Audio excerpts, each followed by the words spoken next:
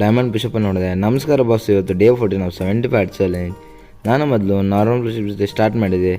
ನಾನು 150 normal push-up ಹೊಡೆದೆ. ಅದಾದಮೇಲೆ ನಾನು ಮತ್ತೆ ನನ್ನ ಟ್ರೈಸೆಪ್ನ ಟ್ರೈನ್ ಮಾಡಿದೆ. ಅದಾದಮೇಲೆ ನಾನು ಪೈಕ್ ಪುಷಪ್ ಹೊಡೆದೆ, ಇದನ್ನು ನಾನು 45 ಹೊಡೆದೆ. ಅದಾದಮೇಲೆ ನಾನು ನಕಲ್ ಪುಷಪ್ ಹೊಡೆದೆ, ಇದನ್ನು 45 ಹೊಡೆದೆ ನನ್ನ ಚೆಸ್ಟ್ಗೋಸ್ಕರ. ಅದಾದಮೇಲೆ ನಾನು ಶೇಕನ್ನ ಕೊಡಿದೆ. ಅದಾದ ನಂತರ ನಾನು ರಿಸ್ಟ್ನ ಸ್ಟ್ರಾಂಗ್ ಮಾಡಿಸೋಸ್ಕರ ಸ್ವಲ್ಪ ಪಂಚಿಂಗ್ ಮಾಡಿದೆ ಪಾಲ್ಗೆ.